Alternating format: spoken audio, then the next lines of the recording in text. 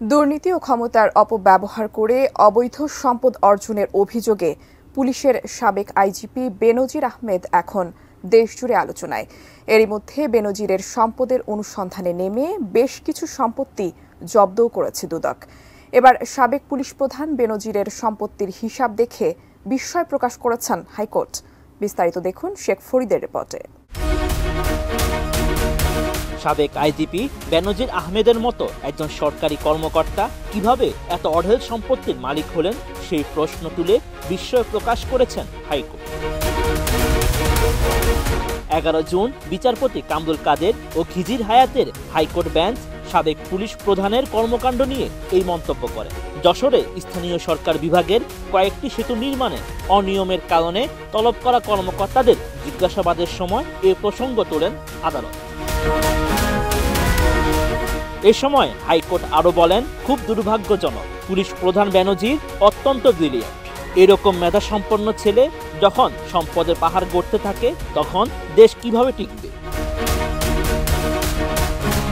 সম্প্রতি সাবেক আইজিপি বেনজির আহমেদের বিপুল সম্পদের কথা তুলে ধরা হয় দেশের বিভিন্ন গণমাধ্যমে।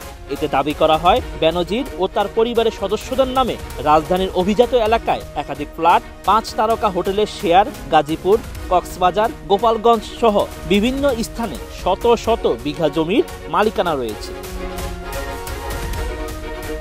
এ খবর প্রকাশ হওয়ার পর সাবেক পুলিশ প্রধান বেনজিরের বিপুল অবৈধ সম্পদের অভিযোগ অনুসন্ধান করতে দুদকের কাছে আবেদন করেন সংসদ সদস্য ব্যারিস্টার সাইদুল হক সুমন। ভীষণ নিয়ে এলো ফুলঝুরি মেগা অফার সিজন 6। এই অফারে ফ্রিজ কিনলেই পাচ্ছেন নিশ্চিত 12 সেটের আকর্ষণীয় গিফট বক্স একদম ফ্রি। এরপর পরই বেনজির আহমেদের বিপুল অবৈধ সম্পত্তির অভিযোগের অনুসন্ধান চেয়ে হাইকোর্টে রিট করেন আইনজীবী সালাউদ্দিন রিগান। এই দুই ঘটনার পরেই দুদকের এক সভায় সাবেক এই পুলিশ প্রধানের অবৈধ সম্পদ অনুসন্ধানের সিদ্ধান্ত নেওয়া হয়। এর মধ্যেই গত 23 মে দুদকের আবেদনের প্রেক্ষিতে বেনজির আহমেদের সব ব্যাংক হিসাব, ফ্রিজ এবং গোপালগঞ্জ ও কক্সবাজারে তার 83টি দলিলের সম্পত্তি জব্দের আদেশ দেয় আদালত। আজ 26 মে বেনজিরের স্ত্রী জিশান মির্জা, বড় মেয়ে পারভিন রিস্তা বিনতে বেনজির এবং ছোট মেয়ে তাহসিন রাইসা বিনতে বেনজিরের নামে থাকা বিভিন্ন সম্পত্তির দলিল, ঢাকায় ফ্ল্যাট এবং কোম্পানির আংশিক শেয়ার জব্দের নির্দেশ দেওয়া হয়।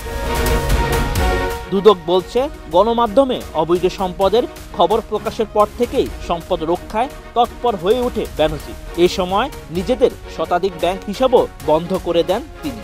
একে একে 50টি এফডিআর ভেঙে নগদ প্রায় 100 কোটি টাকা তুলে নেন বেনজির ও তার পরিবারের সদস্যরা। এছাড়া ব্যাংকের হিসাবে থাকা আরো কয়েক কোটি টাকা এ সময় তুলে নেওয়া হয়। এর রেশ কাটতে না কাটতেই জানা যায় বেনজির ও তার পরিবারের সদস্যরা দেশ ছেড়েছে। এখন পর্যন্ত রাজধানী সহ অন্তত 10 জেলায় বেনজির আহমেদ ও তার পরিবারের সদস্যদের নামে 2385 বিঘা জমি থাকার তথ্য পাওয়া গেছে। বাকি জেলাগুলো হলো গোপালগঞ্জ, মাদারীপুর, কিশোরগঞ্জ, গাজীপুর, সাতক্ষীরা, নীলফামারী, ঠাকুরগাঁও, বান্দরবন ও কক্সবাজার।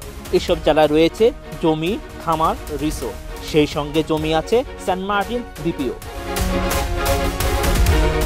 শেখ ফরিদ, এটিএন।